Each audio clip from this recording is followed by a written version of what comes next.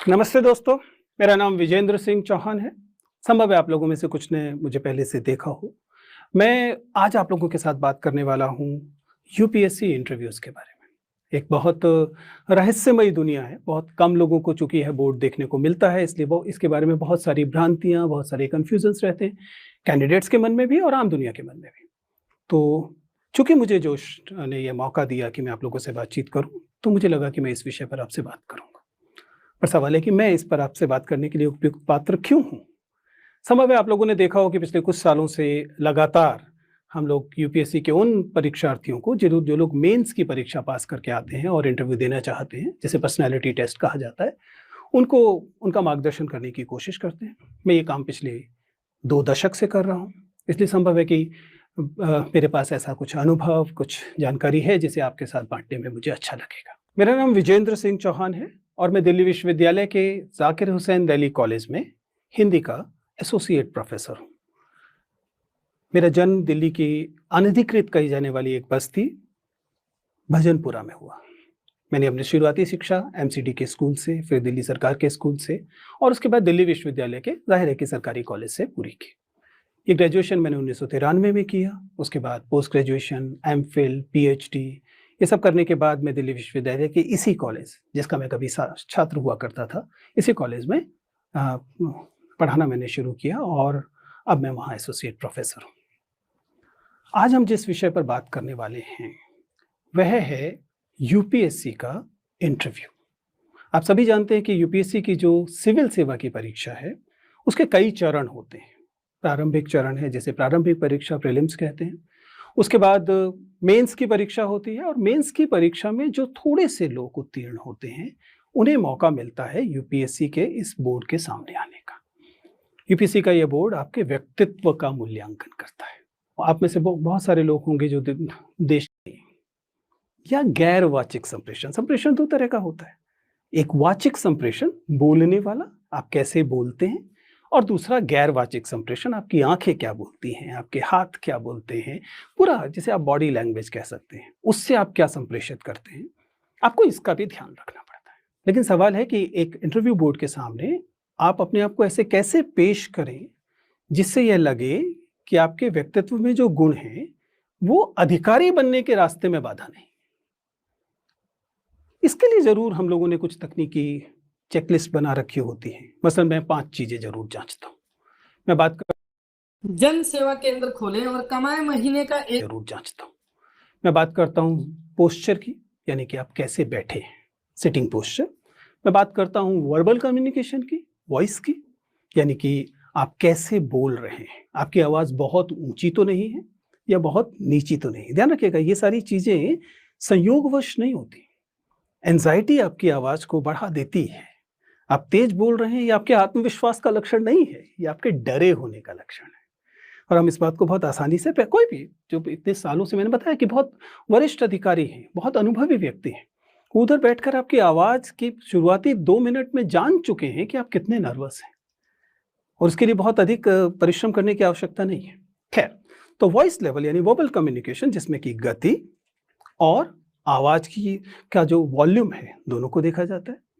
इसके अलावा eye contact, सबसे खूबसूरत चीज मानव संप्रेषण में यदि कुछ है तो आपकी नजरें।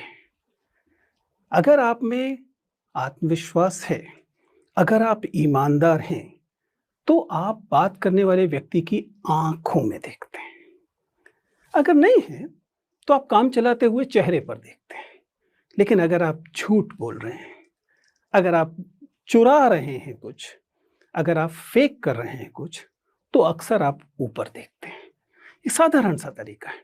कुल मिलाकर मैं क्या कह रहा हूं, जब आप किससे बात कर रहे हैं तो उसकी आंखों में या कम से कम चेहरे की तरफ देखिए। इसके अलावा हम बात करते हैं अक्सर हैंड मूवमेंट की, हाथों से आप क्या कहने की कोशिश करते हैं।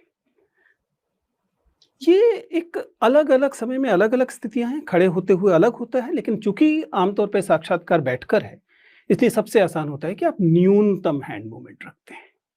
और फाइनली कुल मिलाकर प्रवाह, फ्लो, वह सबसे महत्वपूर्ण चीजों में से एक होता है कि आप जब बातचीत कर रहे हैं तो आप रुक रुक कर, अटक अटक कर बोल रहे हैं, या आप चूंकि अपनी बात पर यकीन रखते हैं इसलिए बात को एक प्रभाव में बोल रहे हैं।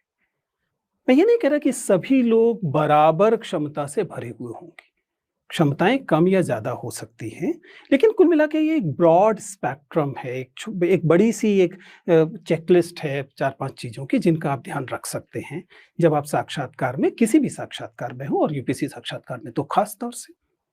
ये वो मूल बिंदु हैं जिनसे हम बात करते हैं। लेकिन जैसे कि किसी भी भाषिक चीज के साथ होता है, अंततः महत्वपूर्ण यह है कि आप क्या बोलते हैं, विषय वस्तु क्या है, कंटेंट क्या है। क्या आप केवल जार्गन दे रहे हैं, क्या आप ब्लफ कर रहे हैं। किसी भी इंटरव्यू को, खासतौर से यूपीएससी इंटरव्यू को तबाह करने के लिए आपका केवल एक बार झूठ बोलना काफी है। आपको किसी सवाल का उत्तर नहीं पता, और ऐसा स्कूलों में चल जाता है, इसलिए कई बार आदत होती है कि आपको सवाल का जवाब नहीं पूछा पता है, लेकिन आपसे पूछा गया तो आपने कहा हाँ पता है, और जब आपने उत्तर दिया तो वह उत्तर आपके अनुमान पर, गेस पर आधारित था। इंटरव्यू आपको यह सुविधा नहीं देता। क्यों नहीं देता? बहुत साधारण सी बात है। प्रश्न का उत्तर न पता होने पर आप आसानी से कह सकते थे कि मुझे उत्तर नहीं पता। तब क्या आपके बारे में क्या राय बनती कि इसको एक सवाल का उत्तर नहीं पता था, जबकि बहुत सारे सवालों को उत्तर पता था, तभी तो यह साक्षात्कार दे रहा है, तभी तो उसने मेंस क्लियर किया है। लेकिन आपने एक उत्तर गलत दिया। गलत का मतलब केवल गलत का, राय में गलत कुछ नहीं होता, लेकिन फैक्चुअल, तथ्यात्मक चीजों में आपने दावा किया कि आपको पता है और आपको नहीं पता था, आपने अनुमान लगा दिया, तब आपके बारे में आपकी ईमानदारी पर सवाल उठता है।